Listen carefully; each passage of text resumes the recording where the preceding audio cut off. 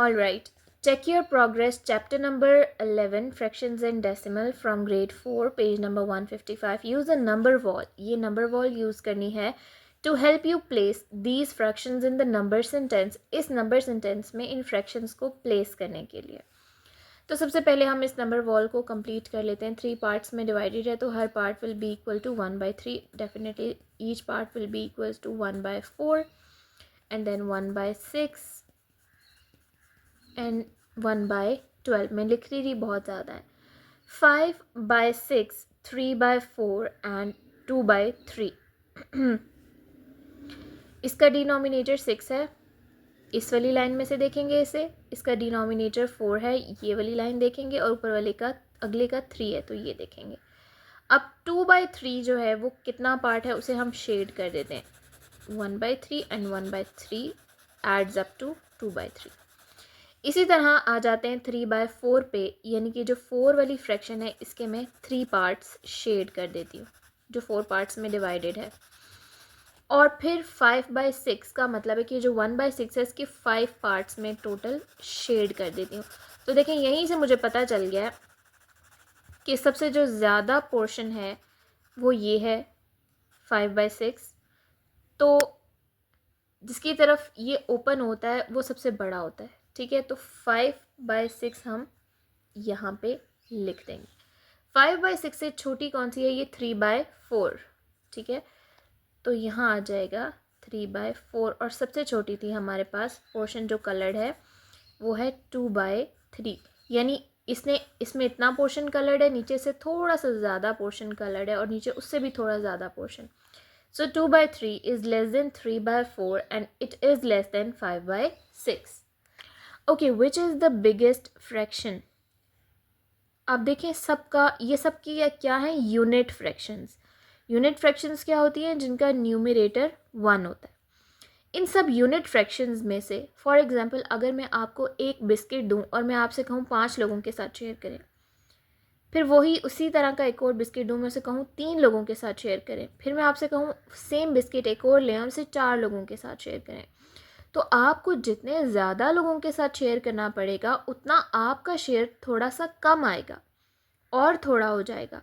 तो इसीलिए जो बिस्किट जितने कम लोगों में डिवाइडेड होगा आपको उतना ज़्यादा शेयर मिलेगा. इसका मतलब वो वाली फ्रैक्शन सबसे ज़्यादा होगी. तो ये वो पार्ट है जिसका न्यूमरेटर डिनोमिनेटर सबसे छोटा है और इसी वजह से ये एज अ फ्रैक्शन सबसे बड़ा है. ठीक है, तो पहले भी हम इस बुक में आई थिंक कर चुके हैं. The great lesser the denominator the greater will be the fraction. जितना कंपेयर करने में डिनोमिनेटर छोटा होगा एज अ फ्रैक्शन वो फ्रैक्शन उतनी ही बड़ी होगी.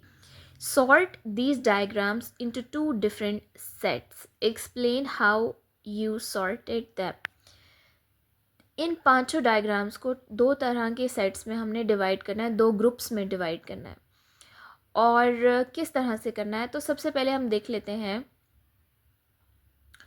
कि हमें क्या बताया हुआ है.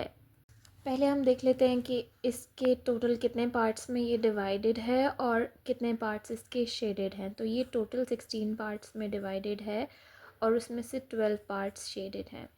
इसी तरह this fraction is divided into 8 parts. 1 2 3 4 5 6 7 and 8 and 6 parts are coloured. इसमें 8 हैं total parts and 4 are coloured. और ये तो फ्रैक्शन को रिप्रेजेंट ही नहीं करा बिकॉज फ्रैक्शंस हमेशा इक्वल पार्ट्स में डिवाइड होती हैं और ये कोई छोटा पार्ट है कोई बड़ा. सो ये तो बिल्कुल ही आउट ऑफ फ़िलहाल कॉन्टेक्स्ट जा रहा है. यहाँ पे टोटल 16 पार्ट्स हैं जिसमें से हमारे पास 7 पार्ट्स आर कलर्ड. 1 2 3 4 5 6 7. अब हम देखते हैं कि क्या इनमें से कोई ऐसी फ्रैक्शंस हैं जो एक जैसी हैं. तो हम ज़रा इनकी इक्विवेलेंट फ्रैक्शंस लिख के देखते हैं. इसकी अगर मैं इसको डिवाइड करूँ न्यूमरेटर और डिनोमिनेटर को दोनों को 2 से, तो मेरे पास इक्विवेलेंट फ्रैक्शन बनेगी 3/4. इसी तरह अगर मैं इसको 2 से डिवाइड करूँ तो बनेगी 2/4 और इसको भी कर देती हूँ 4 से डिवाइड करती हूँ. 4 3s are 12 and 4 4s are 16 क्योंकि 4 के टेबल में ये दोनों आते हैं. ठीक है, बड़े से बड़े टेबल से करें तो ज़्यादा बेहतर. तो यहाँ पे अगर आप देखें तो ये 3/4 और ये 3/4 यानी ये दोनों इक्विलेंट फ्रैक्शंस हैं को रिप्रेजेंट करें 6/8 और 12/6। तो सिमिलैरिटी हमें मिल गई है, तो अब हम इसको टू ग्रुप्स में इस तरह से सॉर्ट कर सकते हैं कि एक ग्रुप हम बनाएंगे जिसका हम नाम लिखेंगे इक्वल टू 2/3 और एक ग्रुप बना लेंगे जिसमें हम लिखेंगे नॉट इक्वल टू 2/3। अब इधर हम सारी वो फ्रैक्शंस लिखेंगे जो 2/3 के इक्विवेलेंट है और इधर हम सारी वो फ्रैक्शन लिख देंगे जो 2/3 के इक्विवेलेंट नहीं है, तो उसमें वो बाकी सारी ही आ जाएंगी जो इक्विवेलेंट नहीं है। ये भी आ जाएगी डी बी, सी बी और ई बी। तो यहाँ पे हम लिख देंगे सी डी एंड ई और A and B are equal to 2/3, तो इस ग्रुप में हम लिख देंगे ए बी। तो इस तरह से हमने इसको टू ग्रुप्स में सॉर्ट कर दिया। Then we have look at these diagrams. इन डायग्राम्स को देखें और फ्रैक्शंस को कंप्लीट करें। 1/5 ये रिप्रेजेंट करिए। 1/5 को 1 2 3 4 5 पार्ट्स हैं, 1 इज़ कलर्ड। ये total 10 parts and 2 are coloured, so it will be 2/10।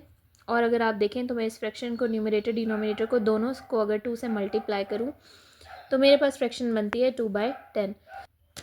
इसी तरह से ये रिप्रेजेंट करिए 1 2 3 बाय ये टोटल पार्ट्स हैं जी हमारे पास 15, ठीक है, तो 3/15। और अगर आप देखें मैं अगर इस न्यूमरेटर डिनोमिनेटर को 3 से मल्टीप्लाई करूँ तो 1 3 ज़ार 3, 5 3 ज़ार 15, ये भी इक्वलेंट है। यहाँ पे टोटल हमारे पास 20 बॉक्सेस हैं जिसमें से 4 आर कलर्ड, तो ये भी इक्विवेलेंट फ्रैक्शन को रिप्रेजेंट करिए। अगर मैं इस पूरी फ्रैक्शन को 4 से मल्टीप्लाई डिवाइड करवा दूँ तो वी विल हैव 4/20।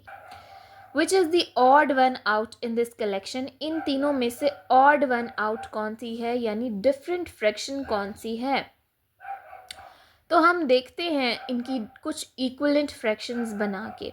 हम ये दोनों तो बहुत सेम लग रही हैं, आपको नज़र आ रहा है कि अगर मैं इसको 10 10 से मल्टीप्लाई कर दूं तो 3 10 30 और 10 10 100, तो ये फ्रैक्शन बन जाती है। इसका मतलब ये दोनों इक्विवेलेंट फ्रैक्शंस हैं।